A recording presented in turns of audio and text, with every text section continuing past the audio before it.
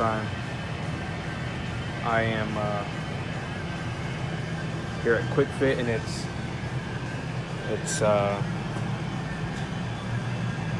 not a lot of people here. All right, so I received I'm gonna warm up right now, real quick. I'm gonna do shoulders, but I received a message on if my sweating at the beginning was out of hand. Let me tell you this: I couldn't even walk into a store. I couldn't be around people. I couldn't do anything. I developed the fear of even talking or seeing people. I couldn't do anything. I started sweating immensely. My anxiety was up the roof. I went into a huge depression, almost suicidal. It was crazy. Nobody knew about it. I didn't let anybody know. I drowned myself in my own thoughts. So when I tell you I know firsthand experience on how that feels, I am telling you the truth. I was at a point where I couldn't do anything. I couldn't really do anything. I was alone. I felt like nobody understood me. I felt like everybody was telling me to suck it up and be brave and everything that that people tell you. So I was scared. I had a lot of fear in my heart. I had a lot of doubts and what my life would be, because at that point I didn't have a career. I didn't have anything.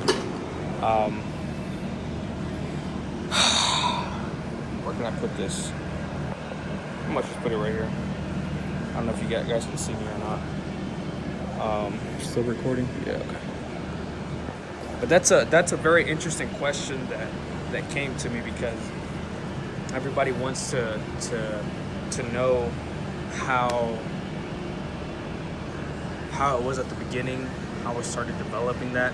It really developed on one day I was singing at church, and everything was going everything was just not going right. The speakers were malfunctioning, my microphone was not working, and it was a whole embarrassing moment that's literally when I started my sweating and a lot of anxiety, stuff like that.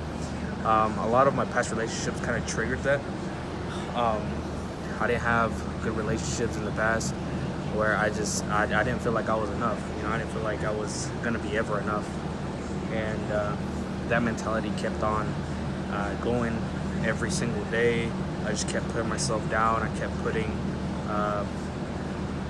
just myself down. I was trying to uplift other people while putting myself down, and that was so unhealthy for me. And I got to the point of anxiety and depression. I always have to check this because it sometimes never records. I got so down into my depression and anxiety and hyperhidrosis that I couldn't do anything. I really couldn't do it. I couldn't talk to people. I couldn't talk to girls. I couldn't talk to my parents. I couldn't talk to anybody. I would literally shake, feel like I'm passing out. I started sweating a lot every time I was at a store. I couldn't even pay for groceries, man. It was crazy. It was crazy because I would just start sweating everywhere in my body. I mean, you name it. Back.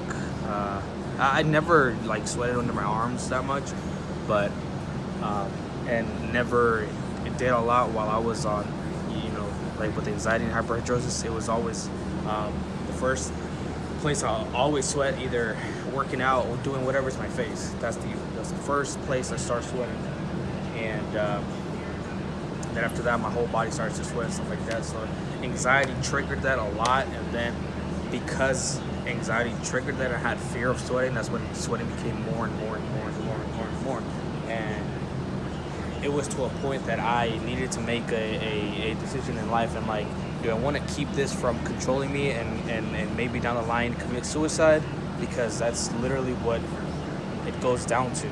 I see a lot of people messaging me that it's terrible, and everybody has their own battles. You're never going to know or experience how this feels because you've never had it or you never will. So it's easy for you on the outside to say, suck it up.